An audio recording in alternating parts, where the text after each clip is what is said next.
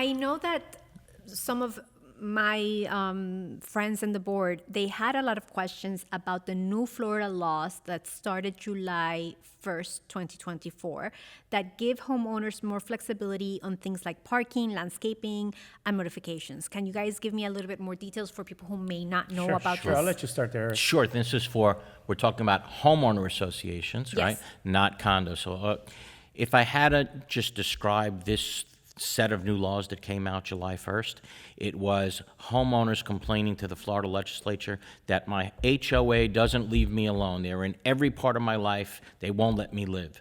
So the new laws that came out this year was basically saying, get off the backs of the homeowners, right? Leave them alone. If you can't see something shouldn't be bothering you, then don't try to enforce something that it shouldn't be bothering you because you don't even see it.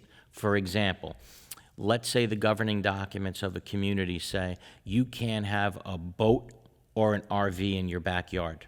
Okay, let's just say that. It's very common phrase in a lot of documents. Well, this year the law was changed to say, well, even if you have that language in your governing documents, if someone puts it in their backyard, but nobody could see it, right? You can't see it from the front, you can't see it from the side, you can't see it from an adjoining parcel, you can't see it while you're in back of it on a common area, then why should it bother you that somebody has a boat in their backyard, right? So because of many complaints that the legislature received like that, now the law is they can have it in their backyard if it's not bothering anybody, right? A lot of different laws like that. The big ones are a pickup truck. Right? For years, for decades, we had no pickup trucks on the community. Well, Florida legislature said, yeah, we have them now, right? What about if somebody works for a particular company, right? And on their car, they have a little insignia that shows which company that they work for.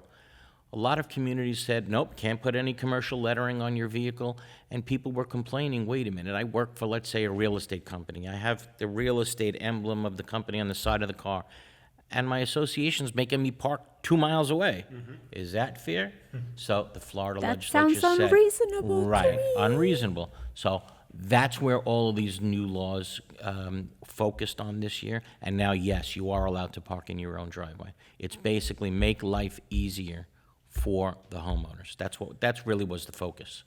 Yeah, and to add to that, it's important for the board members as well as residents to understand, and this is why education is so important for board members. Now that they're required to do a 4-hour course, they'll learn a lot of these things in courses such as Eric's that he puts together.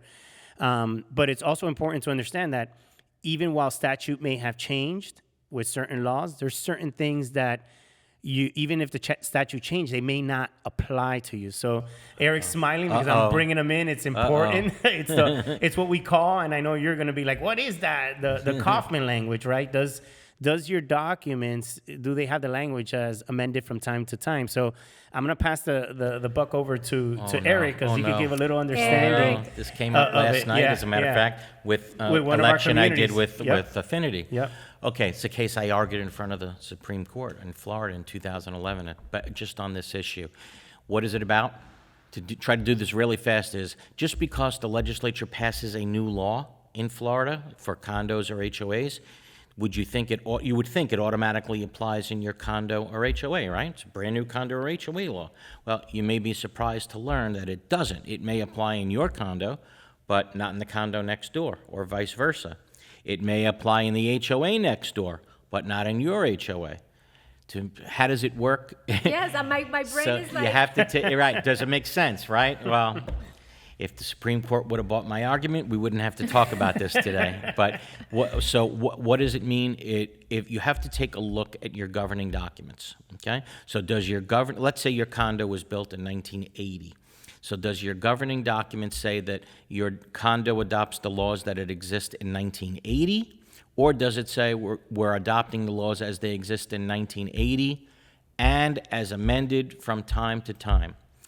If it does not say that, right, if it does not say as amended from time to time, and a new law comes out that changes your declaration, changes your contract, right, that would be considered and really changes the rights privileges of the, imposes new penalties, then that would be unconstitutional to apply this new law in your community because you don't have the as amended from time to time language. So what you're getting at, right, is a lot of these new HOA laws, right, even though it gives these unit owners all these new rights, a lot of boards are coming forward and saying, we're not applying them in our community because we don't have the as amended from time to time language. These new laws say that we have to let commercial lettering on cars. We're not doing it. These new laws say we have to allow pickup trucks. We're not letting it in.